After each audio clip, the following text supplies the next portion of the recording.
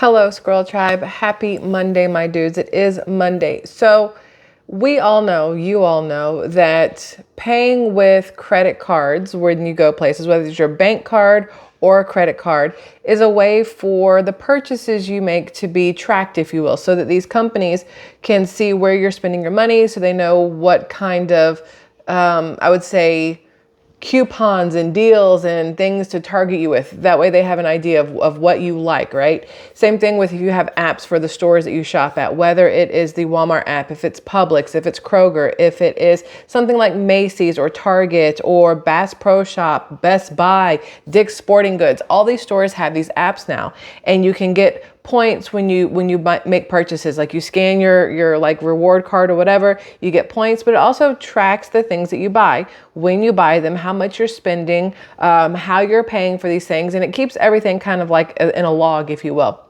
in the cloud of everything digital, right? And then you have these people, these third parties who come out and they say, hey, listen, I'm going to pay you, Walmart, Target, Best Buy, whoever, for information on your customers, on, what they're buying the most and whatever else. And then they get your information, your email address, your phone number, your whatever else. And then you start getting these ads in your emails. You start getting these ads in your snail mail, your United States Postal Service, right? And we know that that's how this works, which is why a lot of us like to pay for certain things in cash. We like to be able to say, hey, listen, I'm going to pay for this in cash. That way, it's not tracking what I'm buying. Like, so let's say spouses who have joint checking accounts. A lot of times you want to pay for a spouse's gift in cash. That way your spouse doesn't know what you've bought them for their birthday, anniversary, Christmas, whatever, ahead of time. You want it to be a surprise, a nice, loving surprise, right? So a lot of people will use cash for things like that. Well, we do know that CBDC is a thing that is coming, central bank digital currency. It is like on its way. It's going to be one of those things where having cash is going to be almost impossible. As it is, there are so many places that no longer take cash, that only take credit card. There's even people who don't take cash anymore. They take Venmo, Cash App. They'll do Buy Me a Coffee. A lot of people have the Buy Me a Coffee app. I have that one. I don't use Venmo and Cash App, but whatever. But a lot of people are finding ways to transfer money online versus, dollar bills, fives, tens, 20s, hundreds, back and forth, right? And it's very hard to get money out of the banks. I know a lot of people have had issues going through their bank, whether it is Bank of America, Wells Fargo, whoever else might be out there that my brain can't think of right now, PNC, all these banks where you go to the drive-through ATM, and it's like, well, you can only take out this much at a time, or sorry, the ATM's out of cash, you have to come inside. Then you go inside and they're like, well, what do you need to take out money for, and blah, blah, blah. They ask really personal questions a lot of times, depending on the amount you're trying to take out, right? So a lot of people, we have been conditioned to pay with credit cards, to pay through our online checking accounts, because a lot of places, if you want to send in a check to pay for things, a lot of places are like, hey, we don't even take check, we don't take cash, everything's got to be digital now. So we are being slowly but surely programmed to pay for everything with credit cards or with online checking and things like that, right? Well, we know that there's reasons for that. Like I said, they want to be able to see what you've been buying. And a lot of people worry that it's going to affect food in the future. They're going to say, well, we see that you've bought your ration of chicken this week. You can't buy anymore. We see that you've bought all the beef you're allowed to have. You can't buy anymore, because they can keep a tab on everything, since everything will be digital at some point, right?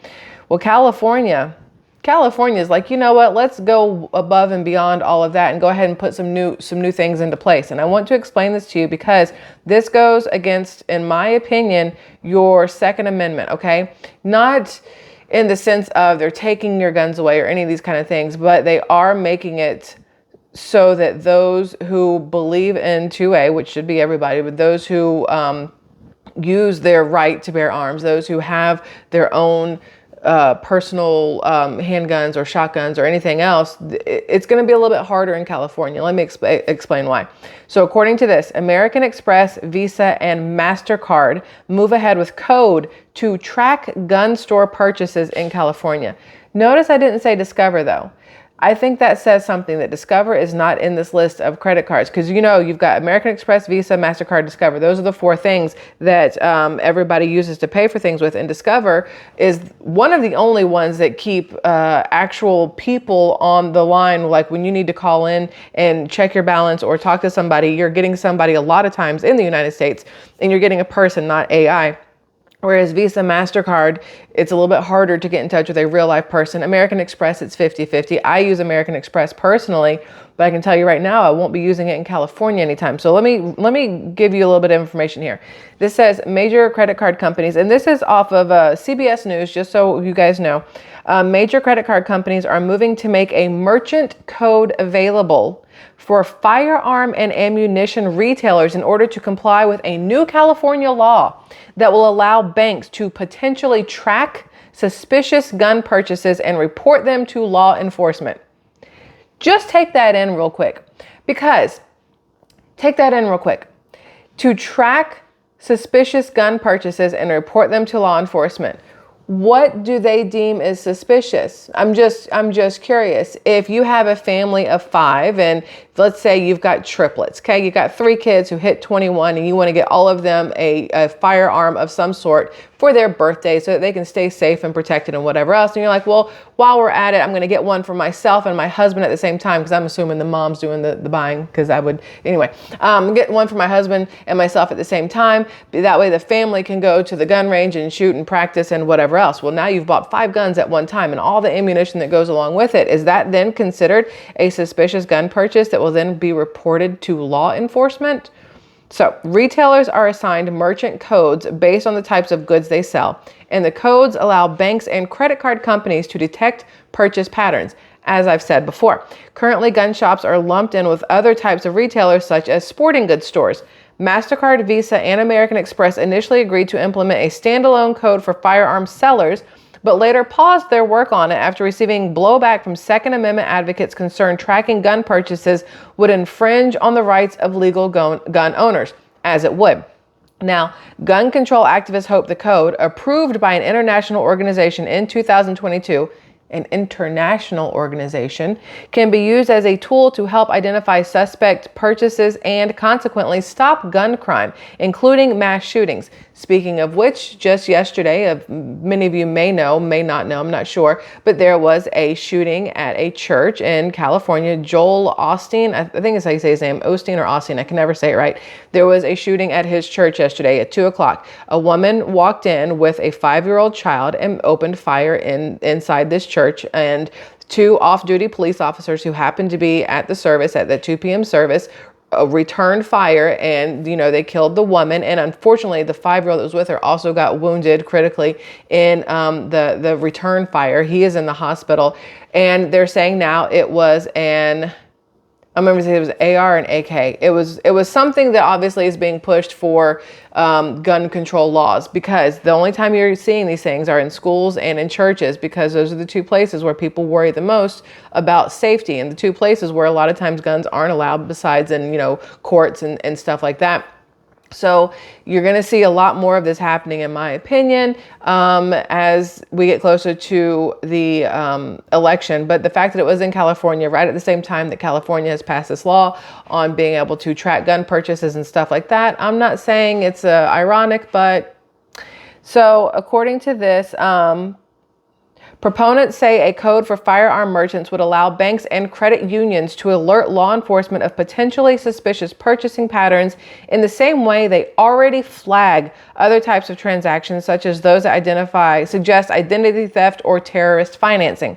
While a merchant code for standalone firearm and ammunition sellers would yield data that shows a transaction was made at a gun store, the credit card companies say the code would not provide details about the customer or insight into individual items that were purchased. So they say.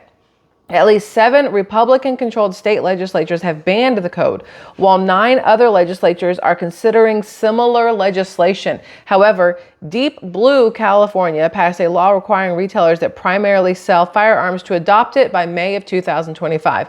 So what I heard is, if you really want to get everything that you need and you don't want to be tracked with what you're buying, before May 2025 is the time to do it. Last month, executives from MasterCard, Visa, and American Express each wrote to congressional Democrats, assuring them the code would be available to retailers in California by that deadline. This is according to documents that CBS News did obtain. The applicable standalone merchants in California primarily engaged in the sale of firearms will be required to utilize the code. wrote MasterCard executive Tucker Foote. The letters from credit card executives reflect the tricky political waters the companies find themselves in, which I'm guessing is why Discover isn't there. Discover's like, bro, we're Switzerland. We're neutral in this. I'm not getting into your left, your right, your blue, your red, your nothing. We are right smack dab in the middle. I got nothing to do with it. Now, this is a quote. With respect to the firearm merchant code, there continues to be a tremendous amount of regulatory and legislative uncertainty. This is from Visa Senior Vice President Robert B. Thompson III, adding that the company will endeavor to comply with the requirements in California. Given the conflicting state laws on this topic and the likelihood that other states will enact legislation to either restrict or mandate the code, our implementation pause remains in effect. Now, Senator Elizabeth Warren of Massachusetts, Democrat, said in a statement, it's a start that credit card companies have committed to comply with the merchant code law in California, but we need implementation across the country if we're going to do everything we can to prevent gun violence. Listen, being able to track who is buying a gun and how much ammo they're buying isn't going to stop gun violence, because the people that are going in and specifically going into stores to make these purchases, a lot of the times aren't the ones who are running around causing the issues that we're seeing. And they're not the ones who are doing the mass shootings. They're not the ones doing the drive-bys. They're not the ones that are holding people up in a Walmart parking lot or whatever else. I really need people to y'all understand it. They need to understand it, that they are going after a lot of times the law-abiding citizens who are trying to do things correctly to keep themselves and their families safe from everything that's going on right now. And the fact that California is doing this, I want to say it's, got a lot to do with maybe what's happening at the southern border with the migrant crisis, the illegal immigrants, illegal aliens, whatever word you want to use there, that it might have a lot to do with that, because they're not only coming through Texas, there's a lot of immigration happening at California's borders as well. And Arizona's having some issues. So it's not just a Texas thing, and it's not just a Hispanic thing. There are Middle Eastern people, there are Asian people, there are all kinds of people who are finding that we have a border control issue right now thanks to this Biden administration, and they're making their way in through the border. And, it's a lot harder to get in and out through Canada. As somebody who's been into Canada, I can tell you that. And for some reason, it's hard as hell to get into Mexico, but it's really easy to get into the United States. Make that part make sense. But anyway, let's get back to what we're talking about here. Advocates for gun violence prevention continue to push for the code's implementation despite efforts by states to stymie it. A new report from Guns Down America calls for federal legislation to resolve the conflict between states and argues the code could prevent violence stemming from cases of straw purchases, gun trafficking, and mass casualty events. The report cites 8 mass shootings that they say could have been prevented, including Aurora, Colorado movie theater shooting and the Pulse nightclub shooting in Orlando, Florida, because each perpetrator used credit cards to purchase large arsenals in a short period of time. Look, again, those are 2 individual things where you had 2 very mentally challenged people going out there and evil people deciding that they were going to do what they were going to do. It does not matter if they went into a store and used a credit card to buy it all. They could have gone somewhere else and used cash to buy it all. They could have got it from, a neighbor's stockpile or whatever else. The second we allow what has happened to determine or to scare us into allowing these new things of tracking, that's the whole point. That's what they want. And we know that. Anytime we see these bad actors in these mass shootings and things like that, we're like, this doesn't make sense. Explain to me. And of course, the shooter is always, killed on sight. You can't ever get a reason on why anything was done. And they just happen to find a whole journal on why they did it and blah, blah. There's a lot of stuff that doesn't always make sense and is geared at making you see what they want you to see. So then they can implement these things to protect you and the rest of the country from whatever else. But all it really is going to do is make it so that sooner or later, we're not going to have the ability to go out and make a purchase of a firearm or of ammunition or anything else like that. And it's going to be for our own good, according to the government.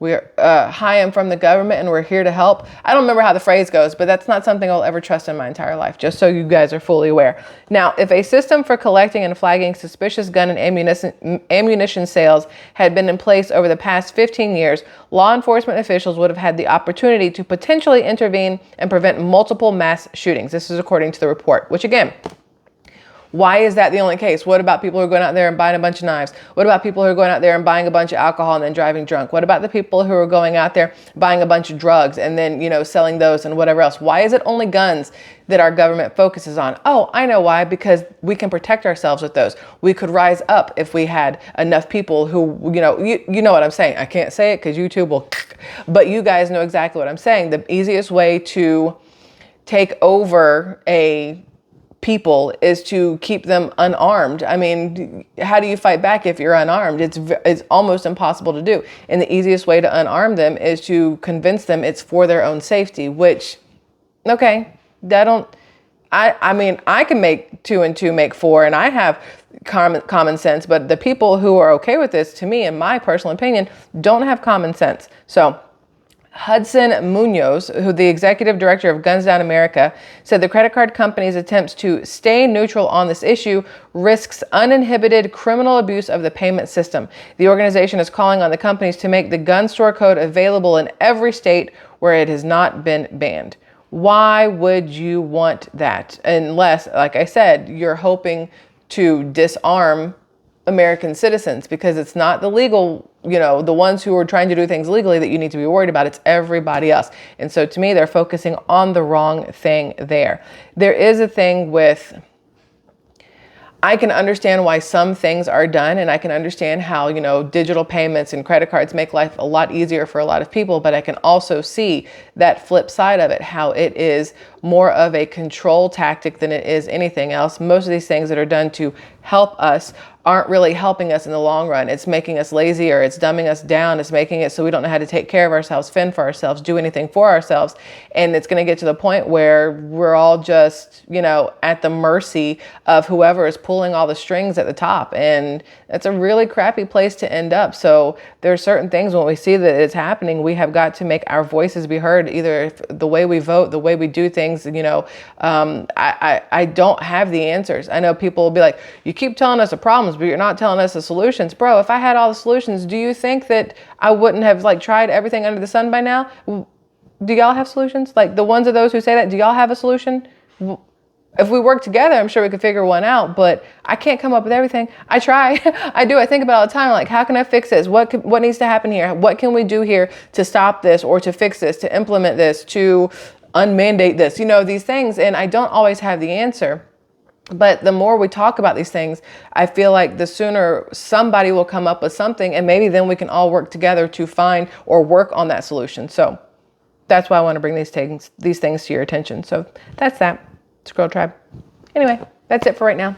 Again, have a fabulous Monday, my dudes. Side note, I don't know if you watched the Super Bowl yesterday. It was interesting. I would like to point out that Super Bowl was live streamed on CBS, but also on Nickelodeon.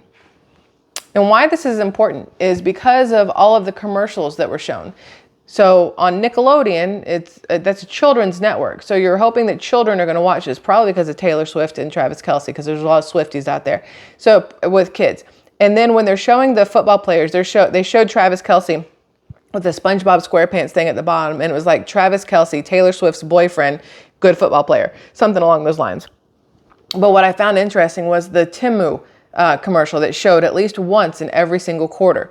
And it was aimed at those children who were watching Nickelodeon, because it's an ad straight from China, but they made it look like a cartoon with that catchy song and everything else that these kids see when they're watching Nickelodeon or Disney Plus or Cartoon Network or whatever else it is they watch. PBS. I don't even know if PBS still has good cartoons like they used to, but that thing was aimed at these kids. So these kids turn around and go, oh, mom, can I please buy things like a billionaire off Temu and, whatever else? Knowing, well, they don't know, but Temu knows that all of their stuff comes from China, and they have like 950 times more carcinogens in the things that are coming from over there than we have here that are legal here. And it is not the best app. It's getting all of your information, your credit card information, your password, your everything else. It's just, I don't trust it at all. My child's not allowed to have the app, not even allowed to look at it, not even allowed to type it into her computer. We will order nothing from there. I do not trust it whatsoever. And here you have them spending millions upon millions of dollars to get those ads shown to children and everybody else through the Super Bowl once a quarter. That's That's a big deal, just so we're all fully aware. I just wanted to bring that to your attention because I saw it and I was like, China trying to take over. So that's that. Okay, I'm gonna let you go now. I love y'all. I'll see you later. Bye.